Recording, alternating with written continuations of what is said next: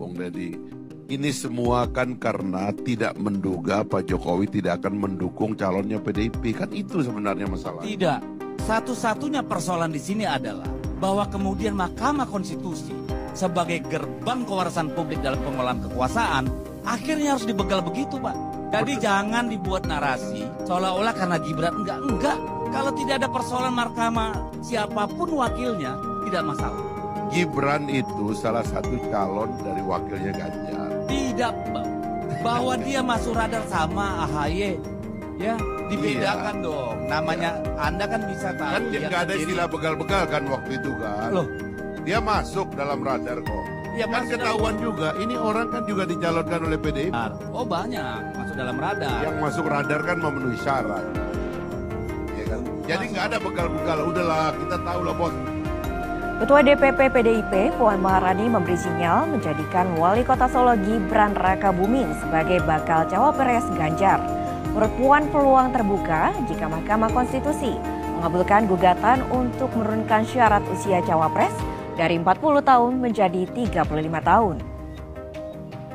Jadi ya kalau memang kemudian di MK-nya kemudian disetujui untuk ada calon wakil presiden di bawah 40 tahun, ya mungkin saja dan bisa. Kita sudah saksikan bagaimana Fahri Hamzah mensekakmat semua pihak yang memang selalu menyerang atau memfitnah Gibran Rakabuming Raka, kemudian Pak Jokowi. Kita tahu bahwa Gibran ini memang ternyata saat ini diserang habis-habisan terutama oleh elit PDI Perjuangan. Justru PDI Perjuangan yang pertama membuka peluang Gibran untuk maju sebagai calon wakil presiden Republik Indonesia pada saat itu.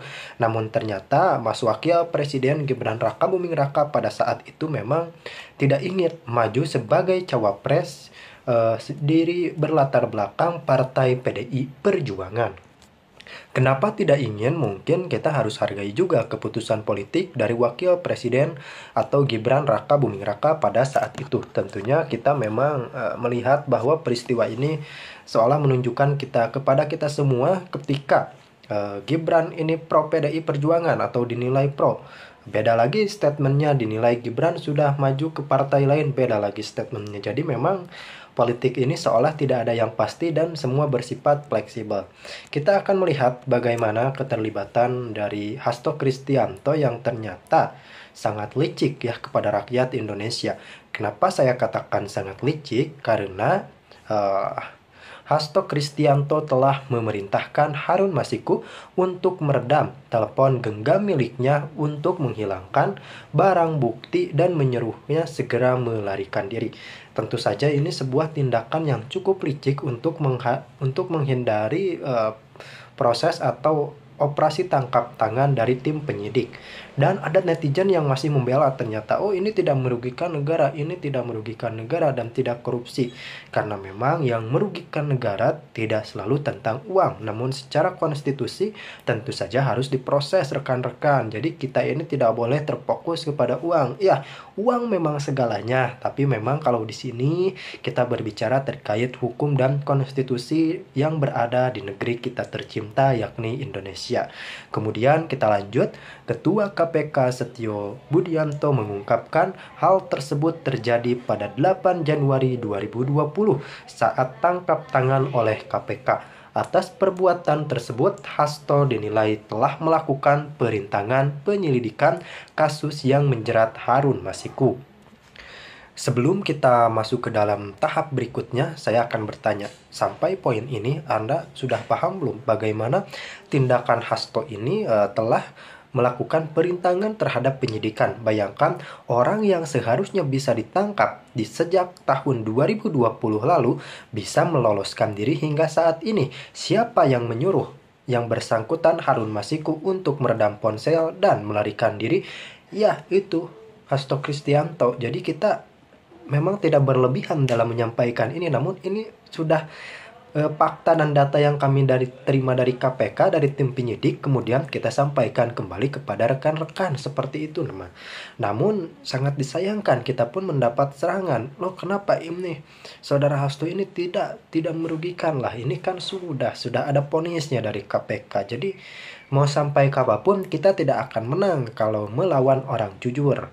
Saat proses tangkap tangan KPK, saudara HK memerintahkan salah satu pegawainya di Jalan Sultan Syahrir yang biasa digunakan sebagai kantor untuk menelpon HM Harun Masiku dan memerintahkan supaya meredam HP ke air dan melarikan diri. Bayangkan, ini adalah sebuah otak yang memang cukup terselubung untuk menghanguskan barang bukti, yakni HM ini bisa saksi kunci rekan-rekan. Jadi KPK itu memang pada awalnya berfokus untuk penangkapan HM, namun ternyata hingga saat ini Harun Masiku belum ada batang hidungnya dan terpaksa KPK menetapkan tersangka Hasto Kristianto. Jadi memang kita harus hormati proses hukum yang ada, dan memang ini sekaligus membantah semua tuduhan bahwa yang terjadi pada saat ini penetapan tersangka Hasto sama sekali tidak ada kaitannya dengan isu politis ataupun pesanan politik. Masa iya pesanan politik? Karena kan KPK sudah sanggup memberikan penyelidikan serta surat perintahnya ada, dan KPK pun memiliki bukti yang konkret dan dipertanggungjawabkan. Melalui apa dipertanggungjawabkannya? Melalui keterangan pers kepada media di Indonesia. Dan memang pada setiap tindakan tentu saja selalu ada pro dan kontra, dan kita di sini memang tidak membela siapapun, namun kita membela hukum yang ada. Jadi memang ya bagaimana lagi, inilah fakta yang harus kami sampaikan. Meskipun Anda tidak suka, ini adalah tetap fakta yang tidak bisa terbantahkan sama sekali.